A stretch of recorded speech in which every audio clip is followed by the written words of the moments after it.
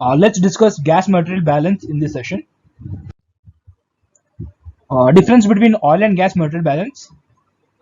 Number of phases and states, obvious. It's only gas and sometimes water for gas material balance, whereas it is oil, gas, water, and rock compressibility in case of oil material balance. Again, in oil material balance, we have seen that there will be oil, gas, water, and rock compressibilities which are governing the material balance equations. But when it comes to gas material balance, it's only gas and sometimes water that will be governing our equations. Okay, and so that's the obvious difference between both. Now let's look further. Material balance, we were seeing the conservation of volume. Okay, over here in my material balance for gas, I will be taking into consideration the conservation of mass or mole balance of the gas into the play. Okay, that means my NP equal to Ni minus Nf, where my NP is the moles of gas produced, Ni is my moles of gas initially in the reservoir, and Nf is my moles of gas remaining in the reservoir. Okay, now as we all know from the gas law, PV is equal to Z nRT. Okay, from that I can get my N equal to PV upon ZRT. Okay, now I am replacing these things over here. Okay, I am replacing these things in the equation. If I am replacing this, then I will get this particular equation. Okay, that means NP. Let's take each one into consideration. NP. Okay, now NP means moles of gas produced at the surface. Now if I'm converting it, then I will get my PSC, which is my pressure at the surface, TSC, which is my temperature at the surface, GP, as we all know, it would be my gas produced, cumulative gas produced, and R again is the constant, gas constant. All right, and let's look at this Ni. Ni means my Pi into V upon ZIRT. Okay, where my Pi would be my initial reservoir pressure, V would be my original gas volume in feet cube, Zi would be my gas deviation factor, and R would be the constant, T would be the temperature. All right, okay. Now coming to this part, NF means the moles of gas remaining in the reservoir. Okay, for that we can see that, let's look at the formula. It is P, that means reservoir pressure at that particular pressure, at the current reservoir pressure, into V minus WE minus WP. Okay, that means, okay, so if you are doing this, then I will get my remaining gas moles. Okay, all right. Now a very important point to be taken into consideration is that even during similar to my oil reservoir, I am considering a isothermal condition in my gas material balance also. Okay, now you can see that, see, now the gas reservoir can be idealized by using this gas container. Okay, now you can see in the initial case I had volume V of the container, and Zi and T was the deviation factor and T was the reservoir temperature, and at Pi was my initial reservoir pressure. Again, the volume of container will remain the same. Okay, volume of, that means my volume of the reservoir, I am assuming it to be constant. All right, okay. Now after producing some GP gas and WP water, okay, I can definitely see this WE minus WP WE minus WP into BW, that is my net water influx coming into the reservoir, and my overall volume and my overall volume of gas being decreased in the reservoir. Okay, all right. Now let's look further. Coming to volumetric gas reservoirs. Okay, now for a volumetric case, again this is the same equation that we used, assuming that there is no water production. So what I did, I assumed there will be no water production, so I can remove this safely. Okay, now this is the equation that I will be left out. Now what I did is I rearranged the equation. Okay, and on rearranging the equation I got this particular formula. All right, okay. Now again we know the initial reservoir pressure, the initial reservoir gas volume V equal to G, where G is my GIP or gas in place, into BG. Okay, so whatever we are obtaining here would be in reservoir feet cube, all right, RCF means my reservoir feet cube. Got it? Okay, now again we know the BG. If you are told what is BG, BG means my volume of gas in the reservoir to volume of gas in the standard condition. Okay, now volume of gas, we know PV is equal to Z nRT.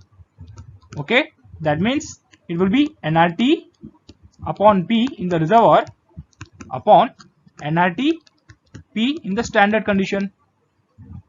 Okay, so my Bg would be PSE upon TSE into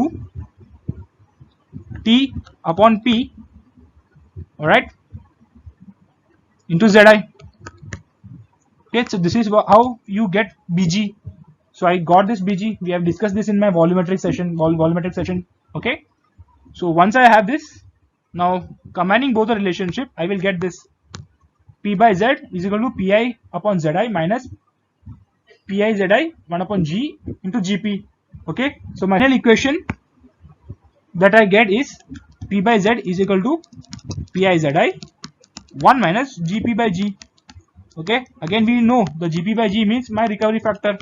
Okay, so this is how you calculate the recovery factor from volumetric gas reservoirs. Okay, now when I'm plotting P by Z versus Gp, at that time I can get this slope. Okay, the slope would be equal to this thing. Okay, and if I'm trying to extrapolate this straight line towards Gp is equal to G, whatever point I am getting at x-axis will be my gas in place. Okay, so this is how you calculate gas in place when we have this particular chart. Okay, so now let's look at this case also. The original gas volume V can be calculated from the slope and used to determine the areal extent of the reservoir from V is equal to 43560 AH into 1 minus SWI. Obvious, where A is the reservoir area in acres. Got it. Okay, now intercept at Gp is equal to 0 gives Pi by Zi, and intercept at P by Z equal to 0 gives the gas initial in place. Okay, now the cumulative gas production or the gas recovery at any pressure can be calculated from this. Got it? Okay, it's very simple concept. Alright, now let's move further. Now let's look at the case of a gas reservoir with water drive. Okay, the water drive on P by Z versus Gp relationship. Okay, now as we have seen, if I'm plotting P by Z versus Gp, if I'm getting a straight line, okay, that means it would have been a volumetric reservoir. But instead of a straight line, if I'm getting some deviation, that means I have some sort of additional pressure support from outside. Okay, let's say my deviation is let's say that I have compared 3 different deviations. Okay, if I'm having a very high deviation, that means it is an active water drive, or if I'm having a low deviation, it may be a weak water drive or a partial water drive. All right. Okay, now to understand this deviation, we should also take into consideration the energy plots. Okay, these energy plots are useful in detecting the presence of water influx. Okay, now what is an energy plot? If I'm plotting log of 1 minus Zi by P upon Pi Zi, okay, versus log of Gp, okay, at that time I can get this energy plot. And let's say if I'm having a volumetric reservoir, at that time my slope would be equal to 1. That means tan 45 it will be my slope. Okay, if I'm getting a straight line from my origin and my slope is 1, then we can say that it is a volumetric gas reservoir. And let's say if I'm getting some deviation, that means there is some sort of a support from outside. Okay, let's look at the theory. If WE or the water influx is not 0, the slope of the plot will be less than 1 and will also decrease with time, since water influx increases with time. And increasing slope can only occur as a result of either gas leaking from the reservoir or bad data, since the increasing slope would imply that the gas occupied pore volume was increasing with time, which is not wrong, which is not correct. Okay, the thing is, right from assumption itself, we are taking that my pore volume remains constant in my gas material balance. Okay, and let's say if I'm getting some increase in slope, let's say if I'm getting some trend like this, okay, if I'm getting an increased slope, that means there is gas leaking from this particular reservoir. Okay, so it is wrong. That means the data is not reliable. And if I'm getting a decrease in my slope, that means there is a definite indication of water influx. Okay, now let's see how we got this particular energy plot equation.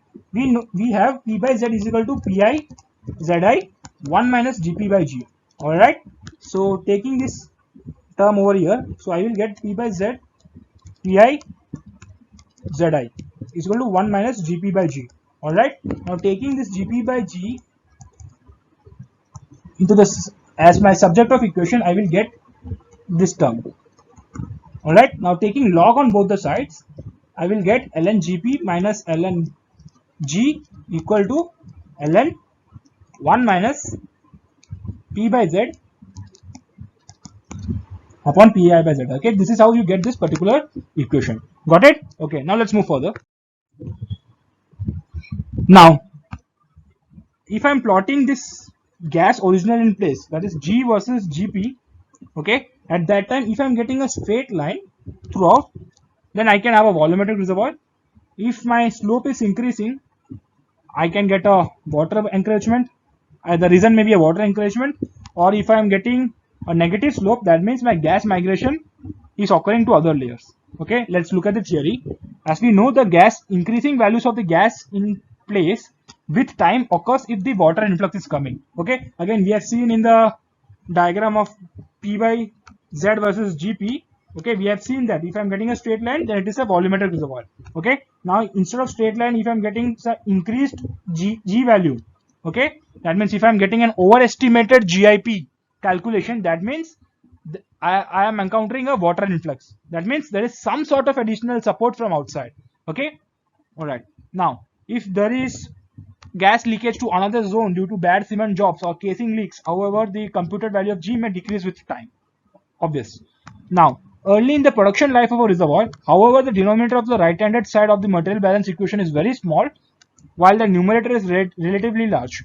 A small change in the denominator will result in a large discrepancy in the calculated value of initial gas in place. Therefore, the material balance equation should not be relied on early in the producing life of the reservoir. Initial gas in place may be computed from equation by substituting the cumulative gas produced and appropriate gas FEF at corresponding reservoir pressures during the history period. If successive calculations at various times during the history give consistent values for initial gas in place, the reservoir is operating under volumetric control and computed G is reliable. Okay, we are talking about this particular equation. Got it? Okay. Now, for a volumetric reservoir, we can see that initially I had G into BGI at Pi reservoir pressure. With some time, after producing some Gp gas, my remaining would be G minus Gp into Bg. Alright. So I have compared both, that is G into Bgi, that is my initial would be my left hand side, and right hand side would be G minus Gp into Bg. Okay. So this is how I get how I calculate the initial oil in place, initial gas in place in a volumetric gas reservoir. Okay, this is the same. This is the equation of finding my G value from volumetric gas reservoir. Now for a water drive gas reservoir, so this is the equation that we got already. Okay, so this is a very important equation and we need to remember this equation. Again, it's a very simple equation. Okay. So let's see how we derived it. Again, we have seen this particular without water drive. We have seen this how to derive. For a gas reservoir with bottom water drive, we know that initially there will be G into Bgi and We at Pi reservoir pressure. Okay. Now at some reservoir pressure, at some decreased reservoir pressure, after producing some Gp value and Wp of water, this would be my remaining situation. Okay. So I have compared the original equal to my remaining. Okay, now once I compare this, I will get this equation. All right, now this equation I have derived it taking G as my subject of equation. Okay, this is the same equation over here. All right, okay, now if after rearranging this particular expression, I will get this particular equation. Okay, now if I'm plotting G plus We upon Bg minus Bgi versus time or cumulative gas produced, okay, at that time, if I'm getting a straight line, okay, if I'm getting a straight line, then it is a volumetric reservoir. But if I'm getting some if I'm getting a straight line with slope 0, then it is a volumetric reservoir. And if I'm getting some straight line with some sort of slope, then it definitely indicates a water drive gas reservoir. Okay, now let's look at the theory part. Extrapolation of the line formed by these points back to the point where Gp is equal to 0 shows the true value of G. Okay, this is my true value of G. because when Gp equal to 0, then We upon Bgi is also 0.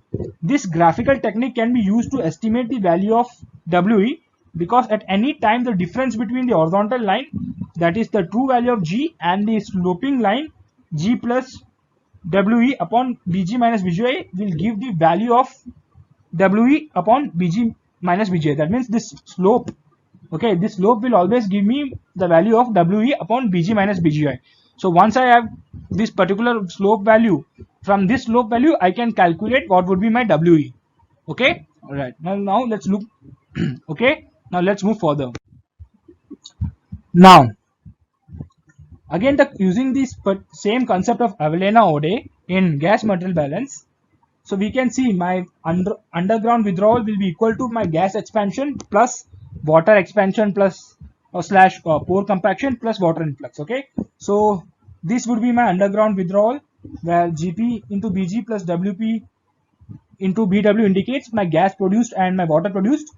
So G into Bg minus Bgi will be my gas expansion. This term would be my water expansion plus my pore compaction, and this would be my water influx. Okay, now so I can come up with this particular equation where F is equal to G Eg plus EFW plus We into Bw. Okay, once I have this particular equation, assuming that the rock and water expansion term EFW is negligible in comparison with the gas expansion, so this is the final equation. Okay, now dividing both the sides by Eg, we will get this particular equation. Okay, now if I'm plotting F by Eg versus Gp, okay, at that time if I'm getting a straight line with slope 0, that means it would be a volumetric reservoir. Okay, now in case if I'm not getting a straight line, and in that point I can definitely say that I will have some sort of support from outside. Okay, if my slope is very high, it is a active water drive, and if my slope is less, then it is a moderate or a partial aquifer. Okay, all right. Now let's look at some numericals for a better understanding of this gas material balance. Okay, now in this particular numerical, for a volumetric gas reservoir, it is given that my initial reservoir pressure is 3600 and my current reservoir pressure is 2500 psi, and the corresponding value of deviation factor is given. Okay, we need to calculate the recovery factor at 2500 psi. Very simple question. Okay, as we all know, the conservation of, as per conservation of moles, which is Np equal to Ni minus Nf, I got this formula. Okay, after rearranging I got this, and my final equation what I have is this thing. Okay, now all the values are already given. We need to place all the values in this equation. After placing these values, I will get my recovery factor as 24.4%. This is a very simple numerical. All right, okay, now let's move further. Now in this particular numerical, we need to calculate the initial gas in place and the initial reserve of a gas reservoir from pressure production data for a volumetric reservoir. Okay, all right, the base pressure is given as 15.025 psi, and these are the given data. All right, now let's solve this particular question. So as per conservation of moles, again I am repeating the same thing. Np is equal to Ni minus Nf. Okay, from that we have this particular equation. Okay, we also know that my volume, original volume, will be V equal to Bg into G. Okay, all right, we have derived this equation in earlier slides. Now the very first thing what we need to find out in this particular question is we need to find out the value of V, this value of V, that is original reservoir volume of gas. Okay, original gas volume present in the reservoir. Okay, so after placing all the formulas, after placing all the values from the given data, I got my V as 56.17 million reservoir cubic feet. Okay, once I have this value of V, and we know that V is equal to Bg into G. Okay, from that I can get my gas initial in place. All right, so my gas initial in place is 10.32 into 10 to power 9 standard cubic feet. Okay, all right, now let's move to the second part of the question, where we have to find the gas produced. Okay, now to find out this gas produced when I am gas produced till my abandonment pressure.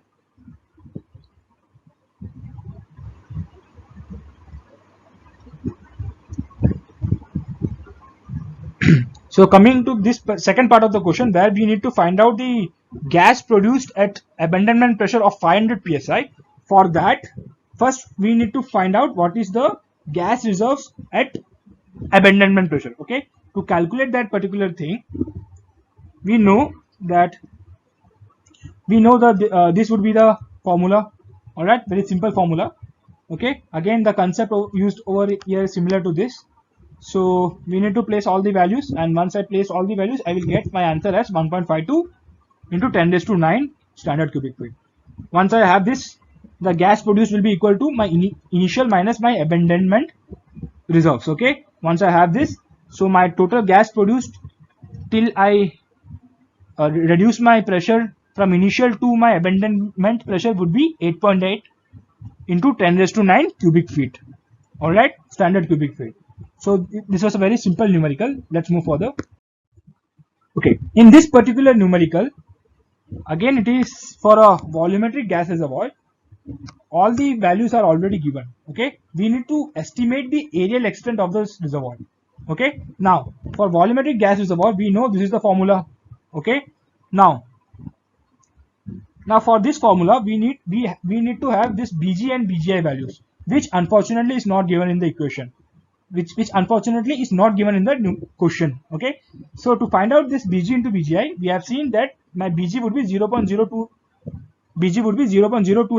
into Zt by Z into T upon P. Okay, now Bg or the Bgi at 3500 psi equal to, okay, so we need to place, we know this is my formula of Bg 0.0283 Zt upon P. Okay, now all we have to do is that we need to place all the values. So my Bg initial would be 4.97 into 10 raised to minus 3, and my Bg at 2500 psi is 6.96 into 10 raised to minus 3. Once we have once we have both the Bg values, I can calculate my G, which turns out to be 1049.2 into 10 raised to 6 cubic feet.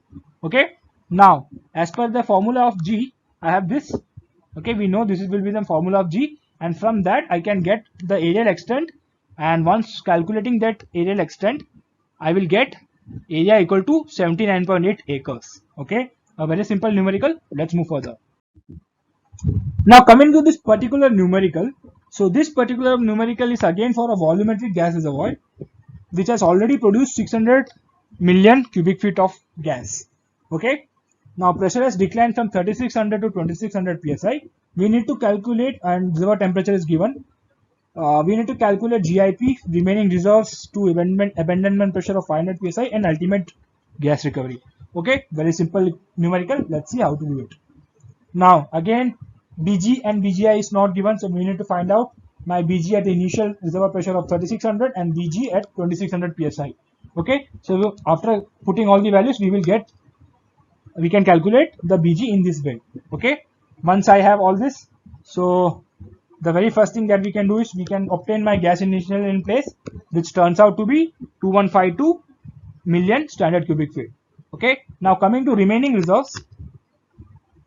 To find out my remaining reserves, I know to get the remaining reserves at 500 psi, we need to find out what would be the produced gas. Okay, so produced gas at 500 psi. Okay, so for that we know this is the equation. Okay, Gp is equal to G Bg minus Bgi into Bg upon Bg. Okay, so we need to calculate this Bg value at 500 psi. So my answer was 33.96 into 10 raised to minus 3. Once I have this value, and after putting this in this equation, I got my Gp at 500 psi to be 1853.5 million cubic feet. Okay, so my remaining is my initial minus produced. So 2152 minus 1853 will give me 298.5 million standard cubic feet. Okay, so this is the part B. Now coming to part C of the question, where we have to find out the ultimate gas recovery at abandonment. For that, as we know, recovery factor would be Gp upon G. So we have to just place the values. My final answer would be 86.13%. Okay, all right. Very simple numerical. Let's move further. Okay, now let's look at this particular formula. Now let's look at this particular numerical. It is for a water drive gas reservoir, and these are the given values. Okay, now reservoir pressure has declined to 3000 psi while producing 30 into 10 raised to 9 standard cubic feet of gas and no water production. Okay, we need to calculate the cumulative water influx. Again, it's a very simple numerical. Okay, let's look at the process. So we know to find out G, this is my formula. Okay, now A into H bulk volume is given, BGI we need to calculate, and we calculated it to be 4.85 into 10 raised to minus 3. So I just placed all the values in this formula. I got my gas in place as 1.01 into 10 raised to 11 standard cubic feet. Okay, all right. Now it is given that my produced gas is 3 into 10 raised to 10, okay, or 30 into 10 raised to 9 standard cubic feet. Okay, now this is the formula for my gas in place when I have a water drive. Okay, when I have a water drive gas reservoir. Okay, now so again it has been given that there is no water production, so I can neglect this particular term. Okay, so once I did this, okay, now since it has been given that my reservoir pressure has declined to 3000 psi, I will find out my BG at 3000 psi. Okay, so I calculated it to be 5.66 into 10 raised to minus 3. Now once I have that, I will now get this WE. I will now try to place this WE as my subjective equation, and I will place all the values. So my final answer would be 15.6 into 10 raised to 6 barrels of water influx of 15.6 into 10 raised to that means I will get my final answer as my 15.6 million cumulative water influx. Okay, again it's a very simple numerical. Now let's look at this numerical. This will be my final numerical in my gas material balance session. So let's look at the question. It is given we need to calculate the water influx and the residual gas saturation in water drive gas reservoirs. These are the given values. Now the very first thing that we can do is we can calculate G. Okay, so my G is 1180 into 10 raised to 6 of cubic feet. Okay, now this is the equation for gas in place when I have a water drive gas reservoir. Now taking this WE or water influx as my subject of equation, and I put all the values given in the question. Okay, so my cumulative water influx is 0.961 into 10 raised to 6. All right. Okay, now to find out what would be the residual gas saturation, my SW, this is the formula for residual. So this is my formula for SW, okay, or saturation of water. So to find out my saturation of water, that would be connate water plus my water influx minus produced water divided by the pore spaces invaded by water. Okay, again this connate water I can, all right, now to get this connate water I will place this bulk volume invaded by water at 2925 psi, which is 13.04. okay, so 13.04 into 0.172, which is my average porosity, into 0.25, which is my connate water, average connate water. Okay, plus the water influx that we have calculated minus the produced water. Okay, 15,200 barrels is given. So I have converted this barrels into cubic feet by multiplying 5.615. As we know, 1 barrel is equal to 5.615 feet cube. Okay, divided by pore spaces invaded by water. Now this pore spaces invaded by water I can get again from this bulk volume into porosity. Once I have this, my saturation of water would be 0.639, and we know the summation of saturation of water plus gas saturation will be equal to 1. Okay, by using that formula I will get my gas saturation as 36.1%. okay, so this is a very important numerical, and this is a gate level numerical. I can say that's all for my gas material balance session. Thank you and Jai Hind.